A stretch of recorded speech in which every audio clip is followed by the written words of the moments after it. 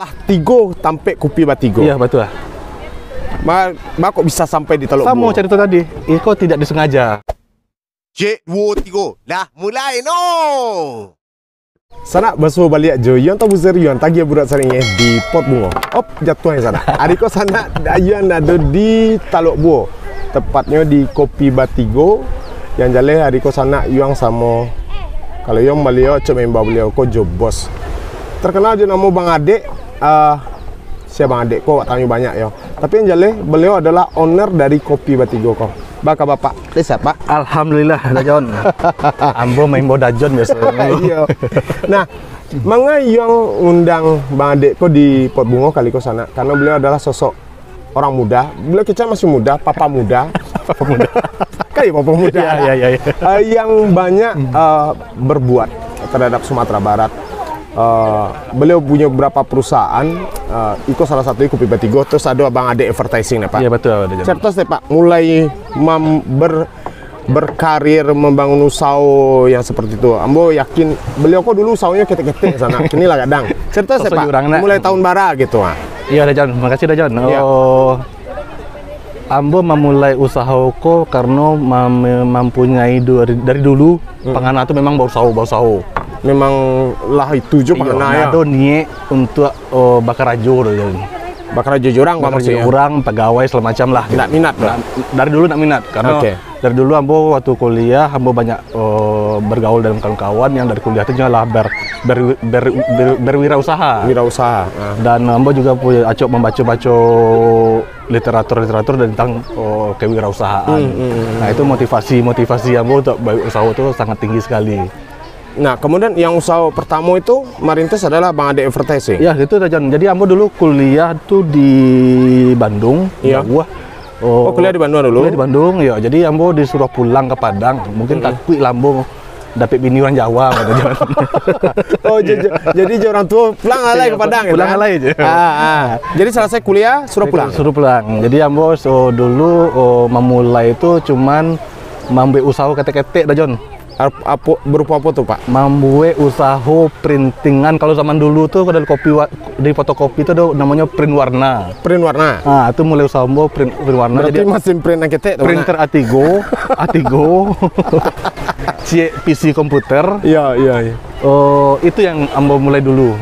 Kemudian mulai berkembang. Nah, dan itu modal pribadi saat itu. Itu dulunya ambo disuruh pulang tuh ambo minta diage modal seorang gawe. Kok modal lah, pulang lah usaha kok kamangan. Iya. Jadi ambo mulailah tuh bali printer Atigo, bali komputer, ambo usaha print warna. Oke. Tapi usaha itu Dajon enggak tapi jalan doh. Tapi di garasi rumah orang gawe. Oh, menumpasnya di garasi rumah. Garasi yang di gang-gang itu. Iya. Di gang dalam jalan luar itu dan di garasi. Kebetulan orang tua kan punya bengkel las. Iya. Jadi ambo usaha di garasi bengkel las itu. Kemudian mulai bulan 2 bulan 3 bulan nah ada orderan Dajon. Itu baca dong itu. Ada orderan 4 tahun sebagai sana. Kalau lakukan aja 3 bulan ada orderan panian aja teman. Itu baca nih. Pere di rumah ya. Makali pere di rumah. Itu masih bujang kan? Masih bujang. Tuh. Ambo cibol apa utak kok Dajon. Tapi pikir ambo coba door to door. Menyangkut si orderan. Mulai door to door. Nah, itu menarik di sana. Abang Adek Advertising kini cukup besar dan dikenal yang pasti di Sumatera Barat. Dan untuk wilayah Sumatera, beliau lah cukup banyak punya klien. Tapi awak namanya Angko ternyata memulainya dari door to door. Dan enggak malu Bang Adek saat itu. Di malah tak malu Dajon. Perlu piti. Dia perlu piti pakai motor cie kalian Padang. Dulu salah Pak sempat Dajon buat prospek di radio Pesona. Waktu ambo masih kerja di radio dan sana beliau datang ke Tampe Radio. Itu baru mulai usaha tuh Dajon. Ya. Nah, Bang Adek kini kalau berkembang, ada berapa Tampe kini, ada di Bukit Tinggi, ada di Padang, ada di Batam. Nah, Bang Adek merintis yang pertama mungkin bahasa advertising di sana, karena beliau punya pribadi yang unik. Di samping usaha advertising, beliau punya usaha kuliner juga, beko kita bahas. Nah, itu membuka cabang seperti itu pada tahun Bang Adek merintis. Dulu ambo kan main di printing itu dari awal dari print Atigo itu ambo lah punya konsep sampai ke digital printing. Tapi di Sumatera Barat waktu itu alun ado bisnis digital printing, jadi orang mindsetnya belum jalan. Dan kamu punya mimpi mengajukan proposal ke cari-cari modal semacam, nggak dapet karena orang lalu ngerti. Iya, iya. Nah, setelah berjalan, akhirnya ambo beranikan untuk menginvestasi, artinya mencari pinjaman bank. Dulu awalnya ambo karena itu dengan agunan tanpa modal, tanpa bunga, tanpa agunan. Memberanikan pinjam untuk mengawali printer A0. Nah, itulah mulai dulu banner-banner beralek Dajan. Nah, itu mulainya. Kini bentuk usahanya di advertising apa saja, Pak? Ambo advertising kini kok banyak mengurus klien-klien perusahaan seperti Gudang Garam, XL, Indofood, dan beberapa perusahaan lain. Dan itu kami mengerjakan sampai ke area-area luar Sumatera Barat seperti ke Pekan Riau, Pekanbaru, Dumai, sampai ke Batam, sampai ke Tanjung Pinang. Oh, berarti kini berkembangnya bermain dengan vendor-vendor yang kadang-kadang iya, betul. Alhamdulillah dipercaya sama perusahaan besar tersebut. Nah, kalau advertising, orang yakin Bang Ade advertising itulah dikenal di Sumatera Barat. Mungkin kini wilayah Sumatera separuh lah mengenal karena banyak Bang Ade kerajaan di luar Sumbar kan. Nah, dengan perkembangan seperti itu, kini ada yang menarik di sana. Beliau punya sebuah usaha kuliner yang beliau nama Kopi Batigo. Itu agak aneh bagi ambo, orang yang kenal dunia advertising tiba-tiba lari ke kuliner. Itu bantu frustasi dengan dunia advertising, kok mau lari ke kuliner atau apa, Bang Ade? Cerita stay. Iya, itu ambo dan ide ko atau usaha ko mengalir saja John. Mengalir saja, nggak sengaja udah John. Kopi Batigo kan udah sengaja doh. Ambo udah punya basic di kuliner doh gitu kan. Nah, terus timbul pemikiran untuk membuka sebuah Kopi Batigo. Karena ada peluang dan ada kesempatan. Bukannya kadang-kadang kopi, KPKP kopi kini kamu merebak kok. Dengan persaingan bagaimana? Kopi Batigo ko berawal mulanya dari Painan loh John. Painan pertamanya.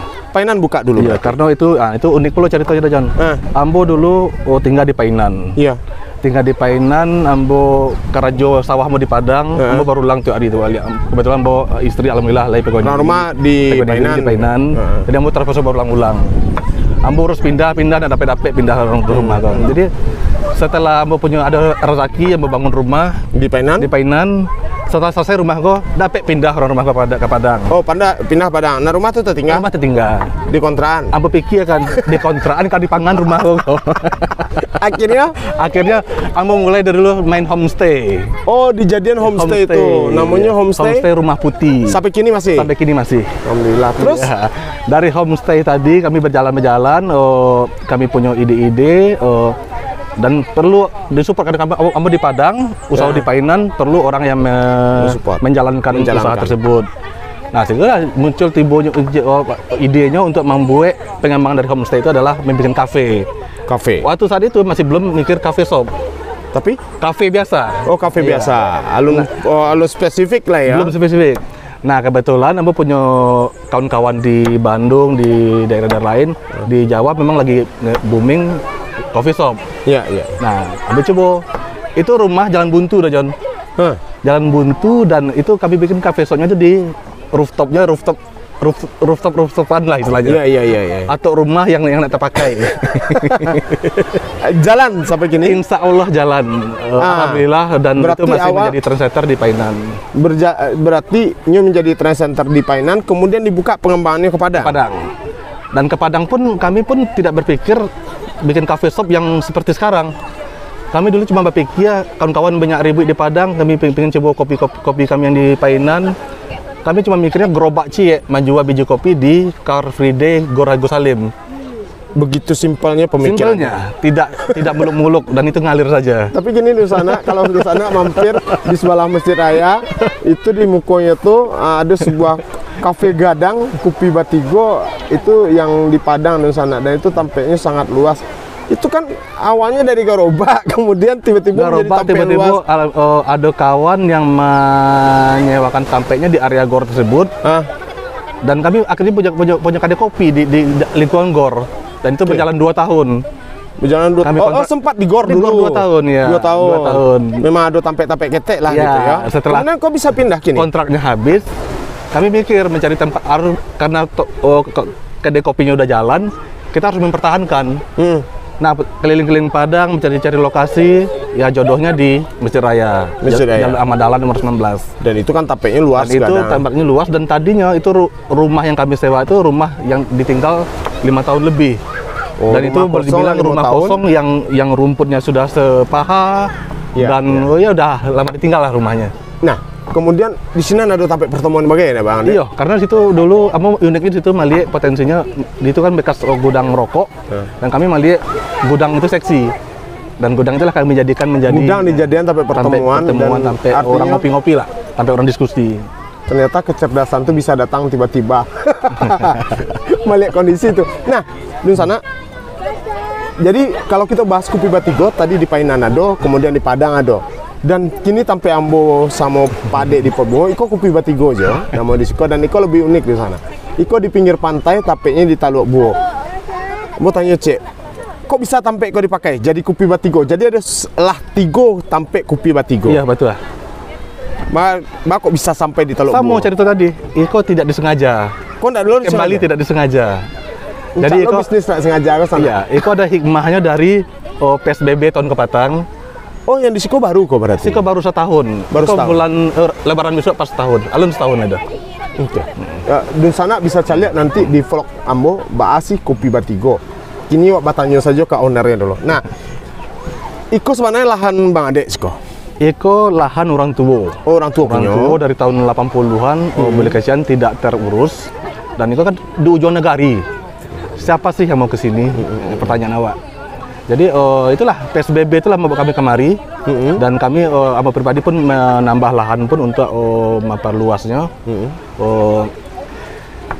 Setelah adik-adik di Kopi Batigo Padang bingung PSBB ngapain?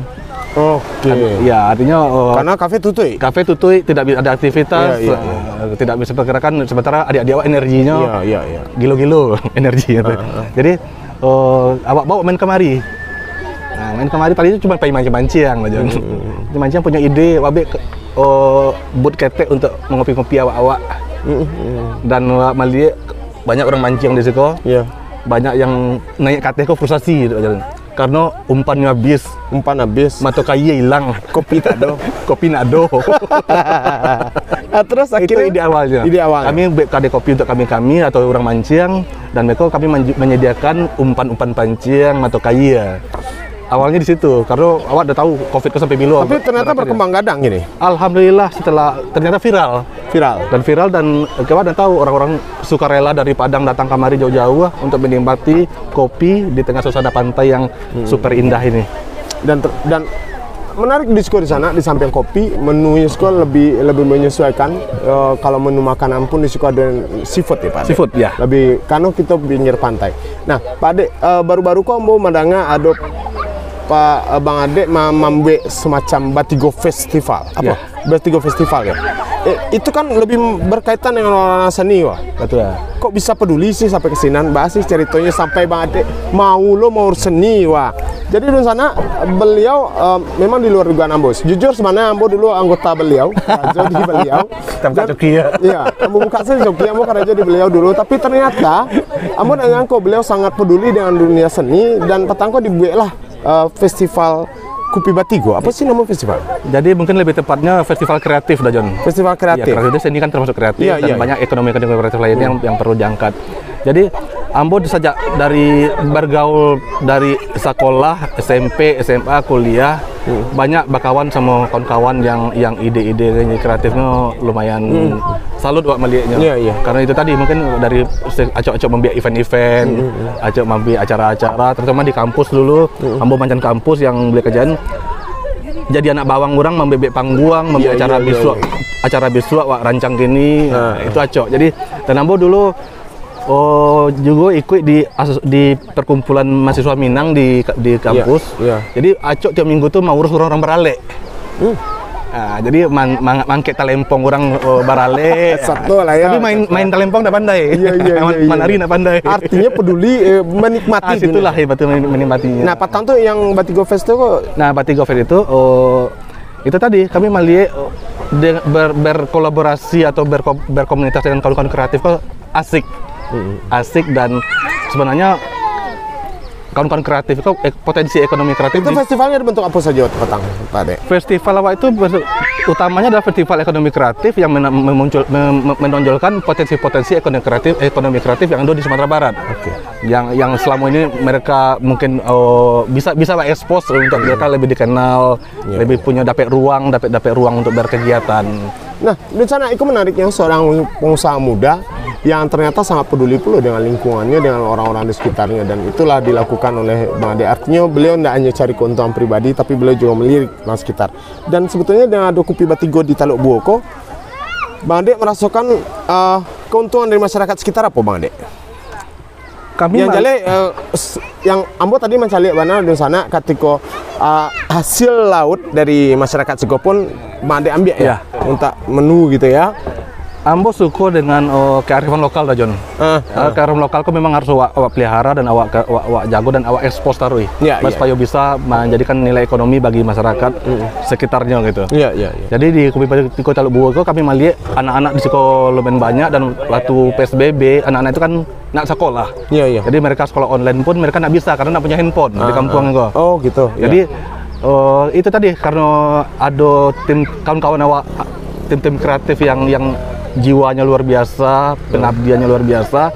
Kami mencoba untuk merangkul anak-anakku untuk berkegiatan kreatif di Taluk Buoko. Jadi anak-anakku di luar jam sekolahnya yang permanen, yang rutin, mereka bisa diajar dengan pendidikan kreativitas seperti melukis, seperti menari, sampai ke pokoknya yang lain lah. Kamu nampak ada ruang pustaka bagai? Ruang pustaka ya. Akhirnya dari tamu-tamu kami kemari ada yang peduli. Mereka itu akhirnya mensupport, menyumbang buku-buku untuk taman baca anak-anak kampung Taluk Buoko. Jadi memang itu diperuntukkan untuk masyarakat kampung Siko. Betul. Luar biasa, itu satu perjuangan yang luar biasa di sana. Artinya beliau juga bergerak dalam dunia literasi. Dan perjuangan itu kan literasi banyak sebenarnya skopnya, Pak Ade. Termasuk ada John, yang karang tadi itu tadinya karang-karang namanya di Siko remis. Jadi itu cuma konsumsi orang kampung kalau mereka tidak dapat lauk di lauk. Itu alternatif makanan mereka. Kami melihat itu unik selling point-nya Taluk Buoko. Itu brandingnya Taluk Buoko, remis itu. Akhirnya kami coba olah menjadi menu makanan yang bisa kami jual, dan orang kampung mencari remis, terbantu mensuplai ke kami. Jadi itu menarik. Dan termasuk kabarnya pegawainya di Siko jo orang dari daerah sekitar. Mayoritas orang Siko. Memberdayakan orang-orang kampung di Siko. Artinya awak memberdayakan mereka supaya mereka bisa untuk survive juga dan bertahan kehidupan Pak Ade. Nah, Pak Ade punya pesan khusus enggak untuk anak-anak muda yang mencoba merintis usaha-usaha, apalagi yang mau cari basera kini orang mengalih kopi. Apa kira-kira? Ya, jangan takut untuk kalau punya niat usaha, nggak usah takut. Dimulai. Kalau nak dimulai, nak tentu di kurang wak doh. Ya, jadi dimulai. Beko ada masalah itu pasti ada, dan solusinya pasti ada. Jadi berani dimulai. Kalau nak dimulai, nak akan mulai gitu. Kadang-kadang tuh jadi di sana contoh ketika Bang Ade nyoba pikir untuk membuat gerobak kopi saja, letak di tepi jalan, dan ternyata tanpa diduga, ternyata peluang-peluang. Termasuk berarti jeli melihat peluang ya? Jeli melihat peluang, betul. Dan berani. Dan kalau masalah, kadang-kadang anak muda kini, Pak Ade kami pikir jual modal, kan itu mereka pikirkan. Sudah terbukti. Amo yakin Bang Ade kok dulunya modalnya nak kadang begitu, karena mau tahu produktif anak ketek-ketek nanti buatnya pin-pin gitu kan. Betul. Untuk printnya saya print ketek dulunya gitu. Kemudian menjadi print gadang, gadang bana yang parameter tuh sampai kasinan. Artinya ketika kepercayaan sudah ada, trust sudah ada, orang akan percaya, termasuk dalam masalah modal ya, betul. Itu akan bantu sekali. Nah, di sana hal yang ambil hari ko ternyata banyak anak-anak muda sebetulnya punya keinginan atau ambisi yang luar biasa, tapi tidak tahu cara memanage. Betul nggak, Bang Ade? Seperti itu kan. Nah, artinya Bang Ade mungkin bagi pembelajaran ke kita sadonya bahwa ayo gigi taruh kalau kendala. Tapi Bang Ade kan ada nggak pasang surut dalam usaha? Pasti ada lah. Ada ya. Namanya itu ada produk apa putar. Ada maksudnya jadi jaya mana, ada yang down mana ya. Dan itu. Nah, pengembangan ke depan. Kami akan bagi target ke manajemen Kopi Batigo untuk menambah outlet sebanyak-banyaknya. Dan kami tetap mempunyai karakter per masing-masing outlet, mempunyai unique selling point-nya apa, dan itu mempunyai ciri khas masing-masing outlet. Dan itu rencana ekspansinya untuk Sumbar saja atau luar Sumbar? Ya belum tahu, kita mengalir saja. Mengalir saja. Iya. Karena menarik, mengalir saja. Abang ada advertising juga mengalir. Hanya dulu di Padang, kemudian berkembang sampai ke Pekanbaru, sampai Batam dan semuanya, pandai Iya, ya. betul. Dan kini pun Kopi Batigo mencoba untuk ekspansinya, dan hal yang menarik adalah Kopi Batigo tidak hanya memikirkan dirinya sendiri, dia memikirkan di lingkungannya. Satu pertanyaan Ambo dan Acuk di pikir, mangga Kopi Batigo? Bang Adik dulu sempat mau tanya, itu modalnya Batigo atau Bos? Kecembo kan? Sebenarnya kok Kopi Batigo? Balik tadi udah Jon, Ambo suko bahas supaya kearifan lokal awak naik. Ambo pengen nama usaha Ambo itu adalah nama usaha Lafaz Minang. Batigo. Iya, mangga harus Batigo. Mangga nak baduo, barampe, balimo.